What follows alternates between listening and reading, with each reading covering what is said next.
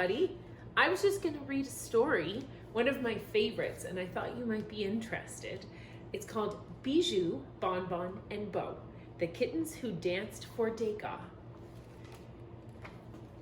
It's a book all about ballet and about cats, my favorite. On a blustery day long ago, a wary cat crossed a bridge over the river Seine in Paris. All afternoon, she had been searching for a warm place. When she thought she could go no further, she came to a theater where ballet was performed. The theater was known throughout Paris. A talented artist often came there to sketch.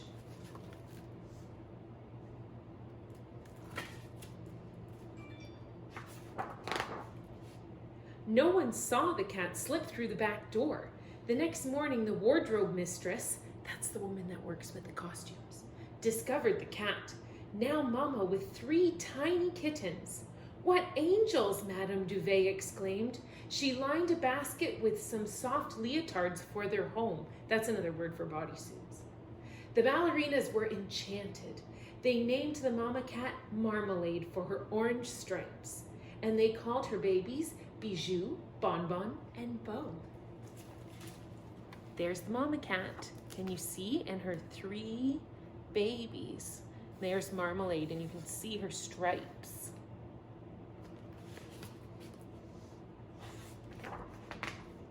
Each day before rehearsal, the dancers, stagehands, and musicians all stopped by to visit. The artist often came too. "Hush," Madame Duvet would scold when their chatter grew too loud. "You are making Marmalade nervous." I should use that one. My class is too chatty. You can see the artist in the corner. I have a feeling we're going to find out his name is Degas. One day, while the ballerinas were practicing, Marmalade decided to move her kittens to a quieter spot. She was just carrying the last kitten off when a frightful voice boomed, "Sacre bleu!" It was Armand Clank, the stage manager. No one was safe from his temper.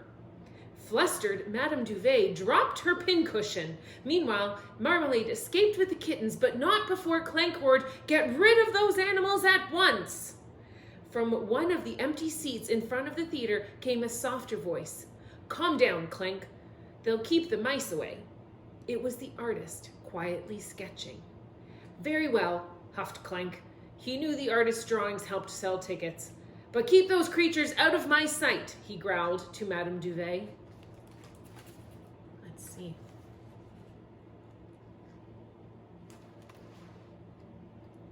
Poor little kittens. From then on, Madame Duvet did her best to hide Bijou, Bonbon, and Beau, but before long, they grew too big for their basket, and their curiosity grew just as fast. Oh, the mischief they got into! They chased after the ballerinas and slept in their toe shoes. They got tangled in Madame Duvet's thread and ran off with her ribbons.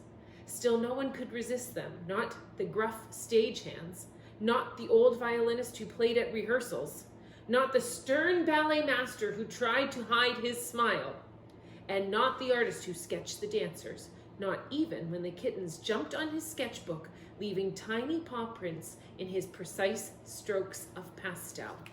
And you can see them all. And if you look over here, you can even see all the little paw prints. But look how cute those little curious kittens are.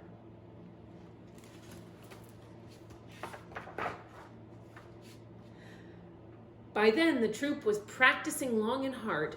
They were going to perform a new ballet, and everything had to be perfect. Madame Duvet was busy with her needle and thread. She had no time to think about the kittens. Every tutu had to fit just right. At last, opening night arrived. Every seat in the theater was taken. When the curtain went up, the ballerinas never looked lovelier, and they never performed so well. That's the magic of the stage. Their jetés were flawless. Their pirouettes were perfect. And look, the little kittens are sitting in the wings of the theater and they're watching. You can just see their shadows. Miss Kelly and I have lots of pictures of dancers watching other dancers on stage that look just like that. All at once, lured by the whirling feet, The kittens charged from the wings. They pounced on the dancers' ankles and spun in front of the footlights. They crouched low, then sprang through the air. The ballerinas could barely stay on their toes. Over the music came the sound of soft chuckles. The artist, watching from the wings, chuckled too. Before long, the laughter filled the entire theater. Quickly, Clank brought the curtain down. Gritting his teeth, he announced a brief intermission. Backstage, he searched for the kittens. Find them, he raged one and all, and then go out, and they go.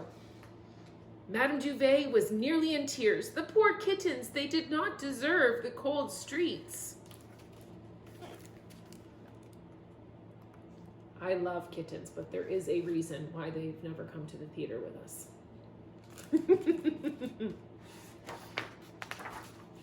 The next day, however, the ballet was the talk of the town. Suddenly, everyone wanted tickets. All of Paris wanted to see the kittens who danced. Of course they did. What could Clank say? A full theater was all he could ask for. The kittens were allowed to stay. Never again did they stop performance. Madame Duvet made certain of that. But for the rest of the season, when the ballerinas took their final bows, they held Marmalade and her family in their arms. Bravo, Marmalade. Bravo, Bijou. Bravo, Bonbon and Beau. Today, all the world loved Degas' images of ballet like this one, called The Rehearsal on Stage. And the story about Bijou, Bonbon, and Beau, did it really happen? Turn the page and look very closely. Down amongst the shadows, it's possible you may see their tiny paw prints. And here it says, ballet was a favorite source of inspiration for the French artist Edgar Degas.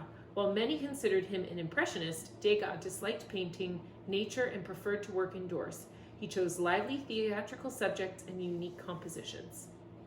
So this is a picture, and I'm looking if I can see paw prints, but I bet you if they're telling you that they might be there, that they're probably in there. But there's the painting, and this was the artist painting.